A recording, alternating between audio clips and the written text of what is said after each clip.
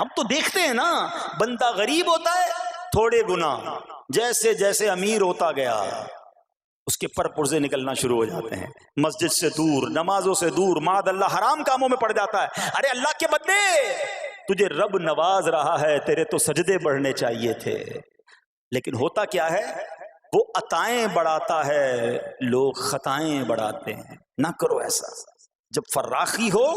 جب اللہ کی طرف سے آسانی ہو تو شکر ہو، اور جب آزمائش آئے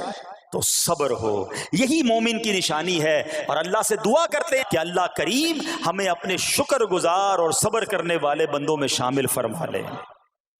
اور یقین کریں صبر کا جو پھل ہے نا، وہ کہتے ہیں نا صبر کا پھل میٹھا، اوہ بالکل ٹھیک کہا، بلکہ بہت میٹھا ہے۔ سنو،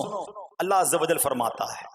کہ جب میں کسی بندے کو بیماری میں مبتلا کروں، ہو سکتا ہے یہاں بھی میرا کوئی بھائی بیمار بیٹھا ہو، مدنی چینل کے ناظرین میں سے کوئی بیمار بیٹھا ہو، دیکھو بیماری آئے نا،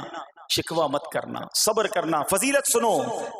حدیث قدسی ہے، اللہ فرماتا ہے جب میں اپنے کسی بندے کو بیماری میں مبتلا کروں اور وہ اس پر صبر کرے،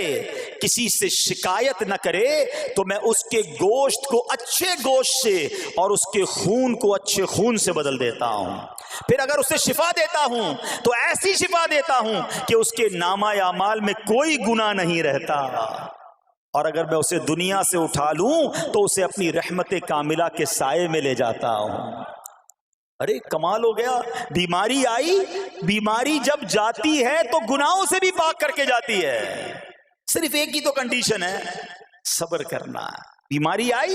صبر کرنا، ہاں کسی سے بات نہ کریں، شکوہ نہ کریں، اللہ کی بارگاہ میں عرض کریں مولا تیری مہربانی، ہاتھ میں درد ہے باقی جسم تو سلامت ہے، اے اللہ آنکھ میں درد ہے باقی جسم تو سلامت ہے، اے اللہ گردوں میں پرابلم ہے میرا باقی جسم تو سلامت ہے، یہ بھی تیری مہربانی ہے۔ اللہ کرے کہ ہم شکر گزار بندے بن جائیں، کیونکہ یہ بیماری تو ہمارے گناہ معاف کروانے آئی تھی، مگر افسوس یہ ہے کہ جو گناہ معاف کروانے والا کام ہمارے ساتھ ہوا اس میں بھی ہم نے اللہ کو ناراض کر دیا اور شکوے شکایات کی۔ سنو سنو،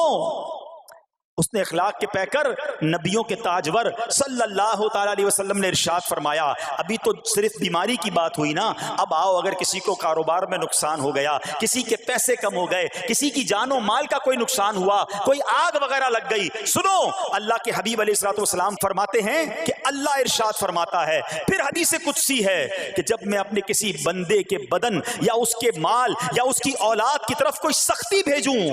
پھر وہ صبر جمیل کے ساتھ اس کا استقبال کرے، تو قیامت کے دن مجھے اس سے حیا آئے گی کہ میں اس کے لیے میزان قائم کروں یا اس کا نامہ اعمال کھولوں۔